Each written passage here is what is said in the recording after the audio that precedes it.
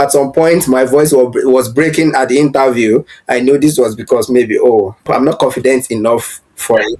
Some people actually say something that imposter syndrome never fully goes away. I do not Do you fully actually agree agree with with that? that. I don't fully agree with that because it has been a different experience coming from someone that was a photographer now into business analysis.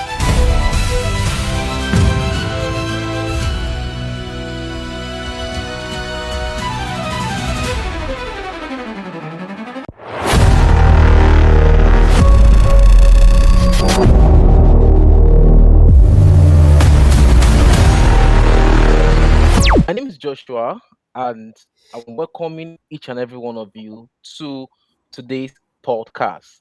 That's the Jenga Podcast, the second episode of Jenga Podcast. And the title of the section is more than a title. That is identity, imposter syndrome, and what it really means to lead and belong in the tech world. So today's guest is Shino Awopeju. Shina Awopeju is one of our poor leaders in the business analysis department and is from the January cohort and is leading Polaris. My name is Shina Awopeju, a business analyst consultant at Amdari. I'm one of the students with Analytics January 2026 cohort. I'm happy to be here today. Thank you, Shino. I'm all excited. You can see I'm smiling because I know we want to learn from your wealth of knowledge today. When it comes to identity and actually belonging in the tech world, when do you first feel like you truly belong in the tech world? Like, I'm very sure you're actually coming from a particular place, a different industry entirely. Yeah. Do you understand? And now you're venturing into tech. What do you first feel, or what can you say you felt first that help you know that you truly belong into the tech world? Thank you very much. Um, how I felt and what I actually felt that made me think, believe I'm truly now in the tech world. It's maybe ongoing during the course of the classes. After learning some of one or two tools, one or two skills, and having some experience in the classes, what made me feel like I'm now in the tech world is the kind of experience I have with handling interviews. I attended a couple of interviews, which I see that my the way I now relate with interviewers in the tech field is different from when I started. So it's one of the major things that made me feel like I'm now fully in the tech world. And aside that, I'm coming from a different background. Before now, I was into business. I was doing business before coming into the technalities. So the experience I've had handling so attending interviews is one of the things that made me feel like now I'm now in tech world because the experience is different from when I started. Oh, fantastic.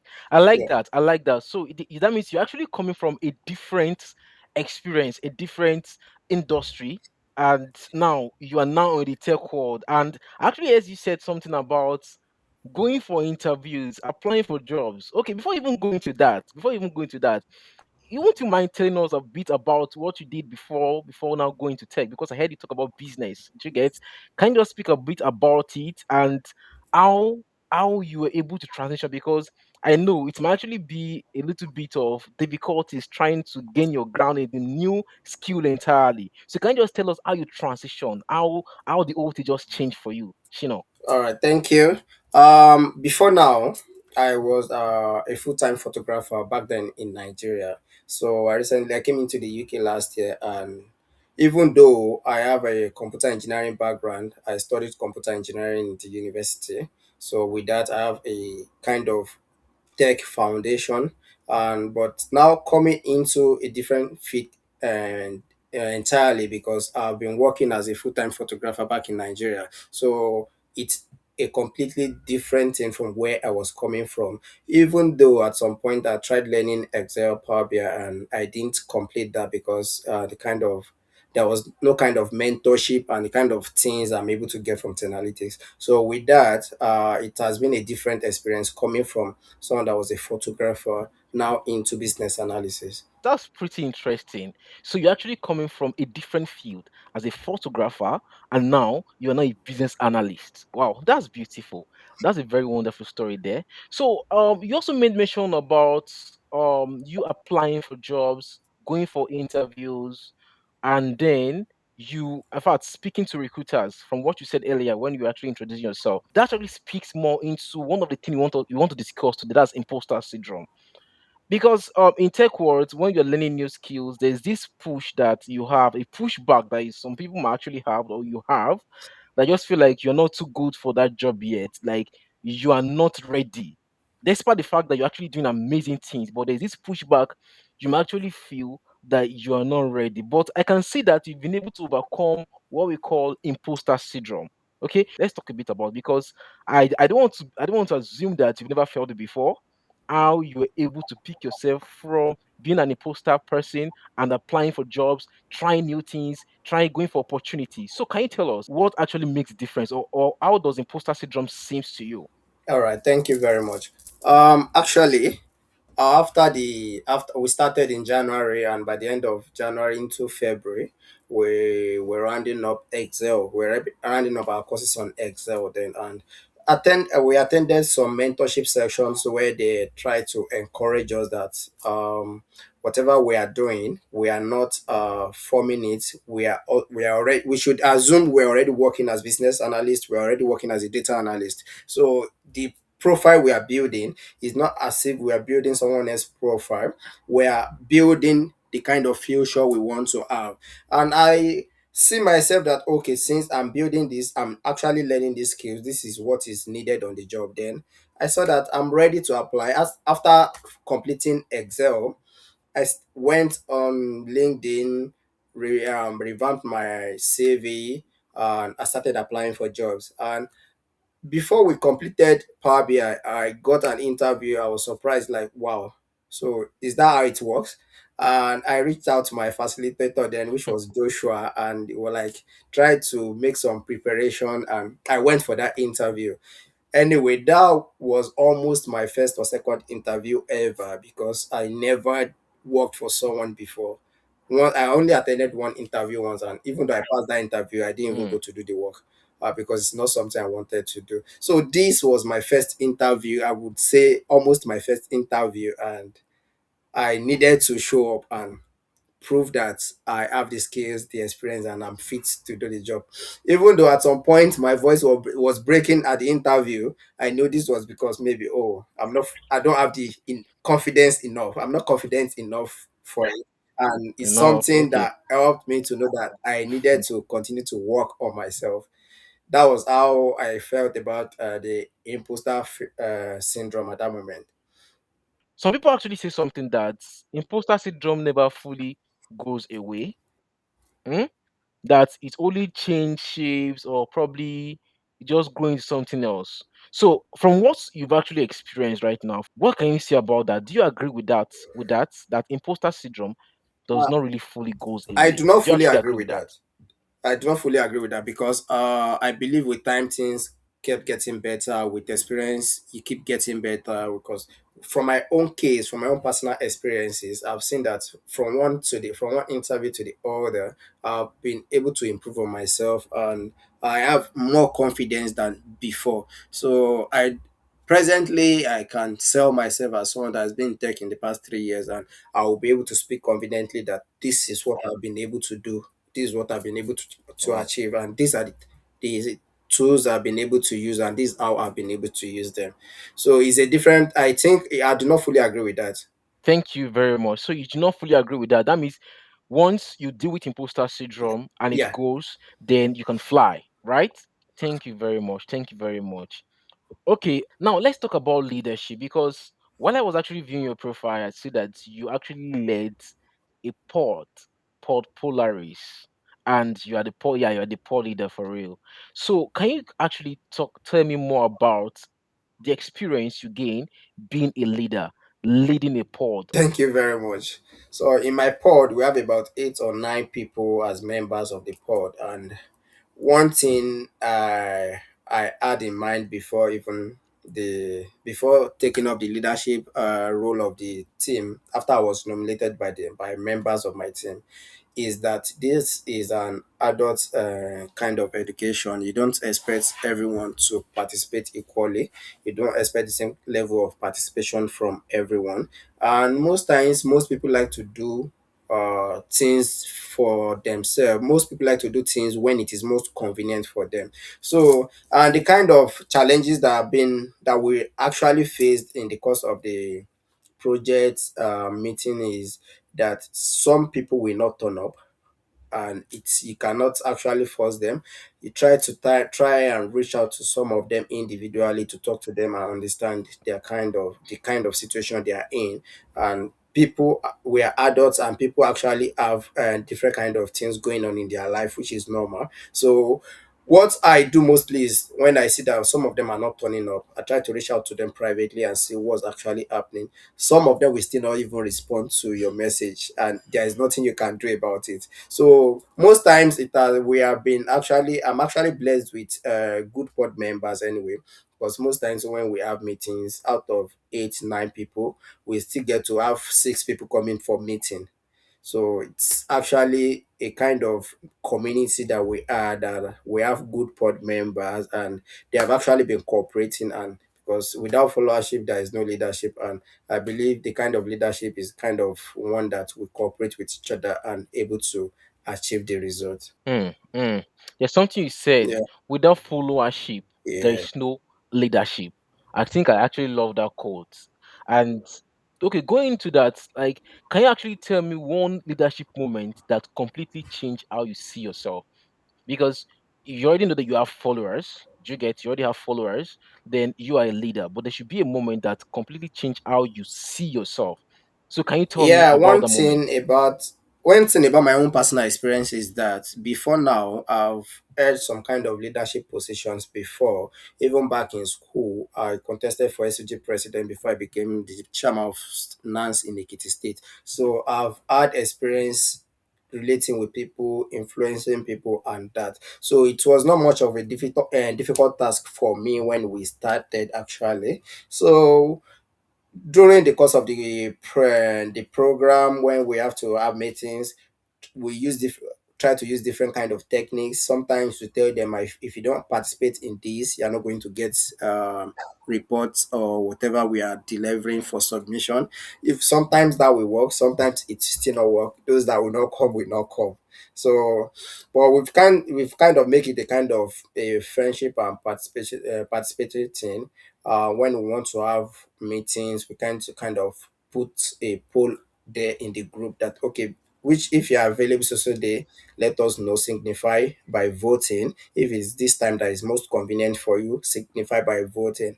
Most times we're able to like go with the ones that have highest votes. So it means I actually work with the people and what time is convenient for them and the convenient way of them for doing things. Yeah. Thank you. All right, thank you. So what you're trying to say right now is that you actually carry your followers along, like you tends to view things and look things from their own direction. Yeah.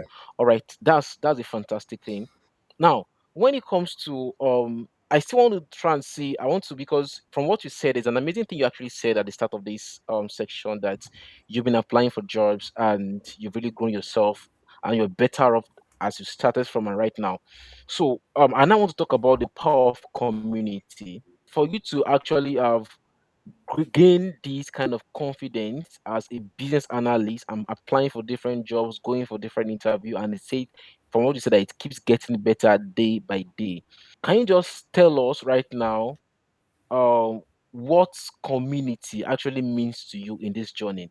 We want to see how you've been able to put yourself out there and how people have actually known you and even recommend you, because I'm very sure you might have asked some recommendation for some jobs either on LinkedIn or any other social media platform out there. So what how does community seem to Yeah, mean to you? community means a lot to me because understanding what leadership even means, we know there can't be a leader without a kind of followers and things. So that when regarding community, we actually learned even from Tenalities and some of the mentorship sections that we've had on what to do with our LinkedIn and how to ensure that we have a active profile.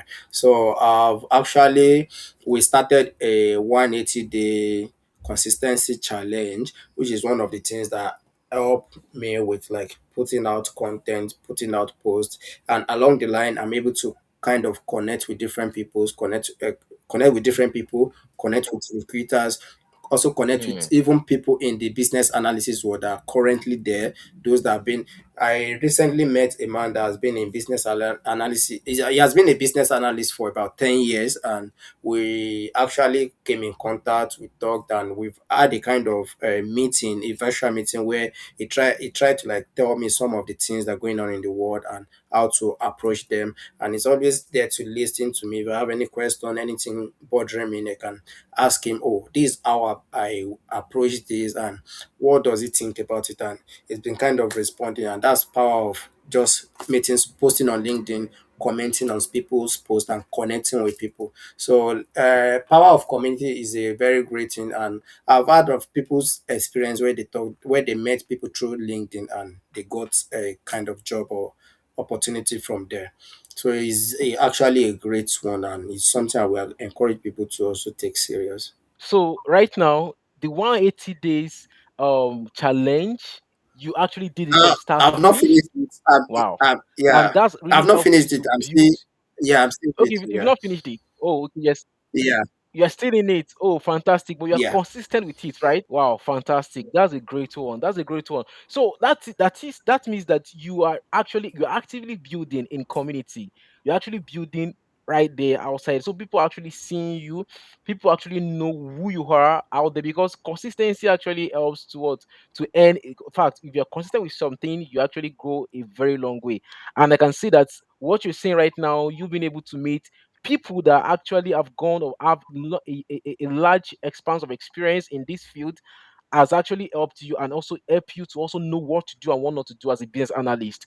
That's actually a very fantastic insight there. But then, do you post your projects on LinkedIn as well? Maybe what you do in class, the Excel you talked about, the SQL, the other business analytics. Do you post them on LinkedIn? Yes, I post my projects on LinkedIn, and sometimes I try to pin the link from my portfolio to show what I'm able to Hmm. do. I also pin it on my profile. So it's a way of showing this is what I'm doing, this is what I'm capable of doing. Yeah. Hmm. That's great. That's great. That's great. That's the power of community building in public. Yeah, that's the word. Building in public. So because when you build in public, people tend to see you. Even if you are just a newbie in tech and you're already building in public, that can actually suffice for your what for your years of experience. Oh, fantastic one, Shino. That's a very great one there. Are you not saying that with the power of community, anyone in tech, no matter your level, can be visible out there. Is that what you're saying right now? Yes. No matter the level Wow. you are, no matter the grade you think you are, being visible online has actually helped people out there, and I believe it still works. Fantastic. So if you're watching us right now and you've not started building in public, I think this is the best time to start hearing from what Shino just said. Building in public, using the power of community to grow himself in the tech world. I actually heard something part of what he said. He said he met someone that had 10 years experience, a business analyst, and they met physically, right? Is No, it a physical it meeting was if I a get that virtual right? meeting. It Or was was a it virtual virtual? meeting. Yeah. Okay, virtual meeting. Yeah. Okay, no matter how you actually met, physical or virtual, a virtual meeting, and you have already grown the relationship. So that means that even if he has any problem, any challenges, anybody to speak to in this field, you already have someone to reach out to, like a mentor. You understand? Like a mentor. That's a very fantastic one. They see something that still bother me around this imposter syndrome of a thing. I heard you said that you started applying for jobs from I think the end of your Excel Yes. class, right? Was it Excel class you Yes. started After applying for jobs? And by that time, you've not even started the core business analysis. After your Excel class, you started applying for jobs. Now, I'm very sure that there are some people that it's not that it's still about imposter syndrome. Do you get? There's some people that they they know that can actually do something right. Like let's talk about SQL right now. They know they can actually undo SQL, any problem in SQL. But let me say there is a pushback within, like an imposter syndrome, like you said the other time, a pushback within that keeps telling them that you're not good for this, you're not ready for this, you're not good for this, you're not ready for this. Have you ever met this kind of people or this kind of individual?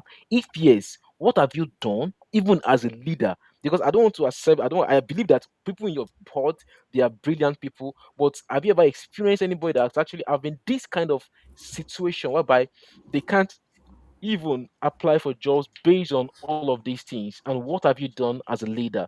Yeah, I've actually met people where we, in the course of our discussion, that I realized they still have the feelings that they are not good enough to start applying for jobs and all. What I do is to ensure that I encourage them that if you're feeling this way, then there is no day you'll be ready. Many of them, they think maybe because of layoff in tech, that some people that have experience are still out there looking for job. And what I believe is that no matter what the competition out there is, we are part of the competition, and we should get out there and show our own skills also, and let them know that okay, we are capable of doing this too. So it's the confidence that matters most time. And actually used to encourage my people to that no, they shouldn't wait till we finish the course before they start applying. They can start, and along the line they get to have more experience in the field even during the application process. All right, you said something right now that actually it caught my attention. You said it's I want to say it exactly the way you actually said it. You said there's competition, but we should be a part of the competition. Is that right? Yeah, yeah, that All right. many So people believe in this competition, and I feel we should be part of the competition, because we okay. can't be home. No one will come and call us from home that this job is available, come and do it. All right. So we have All to right. engage, also be there, show them that okay, we are also capable of doing this. Oh, fantastic, fantastic. So you have to also we're actually the competition, right? You're all Yeah, competing, yeah. right? Okay, so I just want to do something for me on this. I want to just break down that word because I think I have not really come across that word like that often, but it's really struck a chord in me like, oh, we are actually part of the competition. So some people are actually scared of what of this competition. Like a lot of people are still there, 10 people that have experience, 10 years experience that are still doing this job, that are still doing this thing. Then where am I? Just 6 months. So can you just help me and break this down? All right. I will be talking from my own personal experience, as from my own view.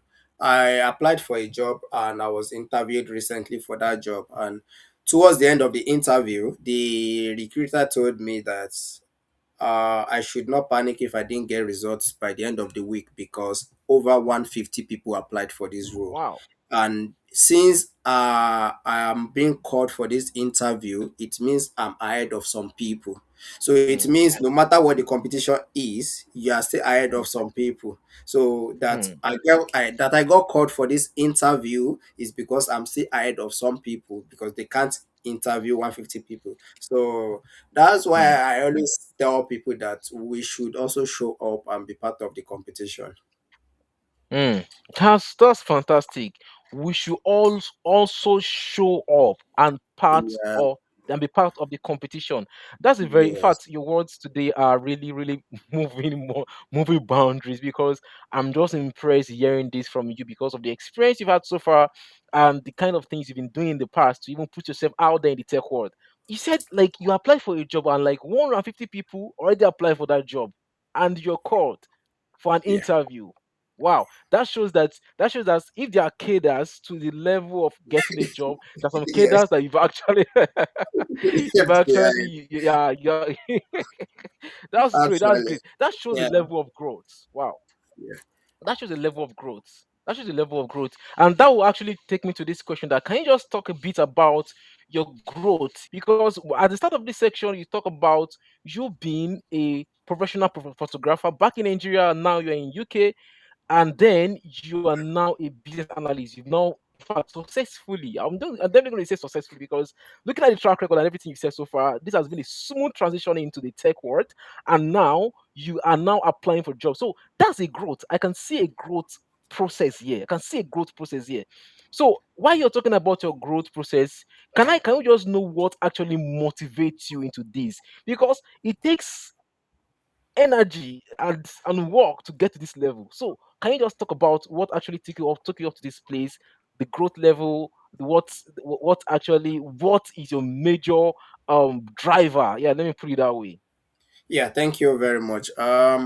My major drivers has been the same even ever since. I have a background in tech. I studied computer engineering, and even after school, I went into photography and all. But I've always had it in mind that I going fully into tech, and at some point I tried learning Excel, Power BI, and even though I didn't complete that, I've always had in mind that this is what I want to do. So I would say is the determination that okay, I'm going into tech. I want to be a Mm. tech, a business analyst, a data analyst. I've always had that in mind, and the kind of job I do is not something I want to be on for long. So I have to put myself out there and get what I need to want, what I want, and what I need to get. So determination, that's the key driver. You are Yeah, determined to get yeah. this, and you are still in the journey. Because I don't want to believe that because you are now in this level, you want to feel relaxed. I'm very sure that you are still aspiring to get higher and higher and higher, even in this tech field, right? Oh, I love that one. So determination has been the key driver for you, and that has been the root cause of the growth. And we actually seen it is actually visible and is live. So I'm so much interested about this job thing because from your experience, I see that you've actually done great things when it comes to applying for jobs and also putting yourself out there. Since you've been, let's say, even since you've been a computer engineer and all to now being a tech, can you just give us a rough estimate of the total number of jobs you have applied to? Thank you very much. And the total number of jobs I've applied for since maybe February that I started applying for jobs would be over 50 jobs application if I'm going by tracking it using Wow, the CV match lead that we use. Most definitely it must be over 50 jobs application, and the interviews I've gotten about seven. I've done about seven interviews. Yeah, I've been called for about seven interviews. wow. Wow. You haven't relented. Even though you apply for some jobs, they didn't call you back. You keep applying. You keep applying. That's the power. That's resilience, Yeah. right? That's resilience. Fantastic. Fantastic. All right. I just have a few more questions to ask. Shino, I'm very sure you're not tired of my question, right? No. Yeah, yeah. So as a leader, I've seen that you've actually demonstrated great traits as a leader. Hmm? Has there been any time as a leader that you try to push your followers, but then it seems as if they feel like no, I think I'm comfortable at this position. I don't want to go further. If there have been a time like that, what have you been able to do as a leader to ensure that no, you are my follower, and as I'm moving forward, I want you also to move forward. As I'm climbing those cadres, I also want you to climb those cadres. What I've been able to do as a leader, and how can that be? Oh, because you all want to learn from that. Because I know there are a lot of poor leaders on this call listening to you right now. So, what have you been able to do as a leader in regards to that? Yeah, what I do most times, even though might not be something that is too frequent because almost everyone are busy with the whatever life issues everyone is facing. But what I try to do is to ensure that I encourage them, try to talk to them and make them see reasons why they don't need to give up, that why they should not give up. So because sometimes when we get talking and they're like, no, they're tired, they are giving up their days, they're just managing to finish this course, and I try to encourage them that they should not give up. It's not the best to do because you've invested time into this course. You've also invested resources. You invested money. So those things should not just go that like that. You have to also try and put in the work. And by not giving up, the result will definitely show up. You've been able to to encourage your Yeah. followers not to give up. Not to give up. That's a good leadership trait. Telling your followers not to give up, and also to see the reason why they put in for this. See the reason why they put in for why they put in for this. All right. I've actually learned a lot from what you've said. And part of what you talk about is leadership, how you've been able to lead your pod, and how you even have been able to encourage them, going beyond breaking boundaries for your pod members, going beyond the routine leader by ensuring that they are not just your followers, but they follow your example, they follow your first step. You show them what you've done and how they can also do all of these things. Another thing I've actually learned from you on this call is the part of imposter syndrome. Yeah, I can say that you actually felt it a bit even during the interview. Yeah, you said it the other time that you felt it during the interview, but you're able to pick yourself up, and that has never stopped you from applying to lot of jobs. And that's part of what we've actually learned from you today. And also another thing you've talked about today is community, helping us to know the power of community, how to build in public. And you made mention of you being consistent to the 180 days challenge. And while you're doing that, you're able to meet someone that already have experience in business, an experienced business analyst, and then you've been able to have a virtual meeting with this person and learn from this person. So these are great lessons we've learned from you today. Awopeju Shino. And I believe that viewers at home are also learning this and actually seeing where they can actually bring themselves up and also start applying for jobs. So for viewers at home, for listeners at home, you're hearing me right now. So one of the great benefits for this podcast is for you to reflect on where you're coming from, where you are, and where you're going. So, whatever position you are right now, that does not stop you from doing greater things. There is still room for more. Shino said something. He said, let's be part of those who are competing. Let's be part of the competitions. Don't feel like you're not ready yet. Don't feel like you're not good for it yet. Do you understand? There's always a growth process. There's always a learning process. And every one of us wants to keep learning, wants to keep growing in this field because there's a reason why you actually chose to be a data analyst, a business analyst, a data engineer, a DevOps engineer, a cybersecurity professional, or so what have you. You have a reason for that, and you don't want that to go down the drain. So you really want to pick yourself up right now and say that Joshua, I'm definitely going to start breaking boundaries in this tech world. I'm going to start breaking boundaries in this tech world. So I want to believe that there are no questions for now. I think Addition already got his answer from what I said the other time. Chidi Ebube said, thank you for the enlightening section. So I want to believe that people have actually learned from what you've done today and from your experiences and things you've actually tell us today. In fact, if you've not heard anything on this call today, there's some things that Shina has actually made mention of, and I feel like you all should actually carry along with you. One is building in public.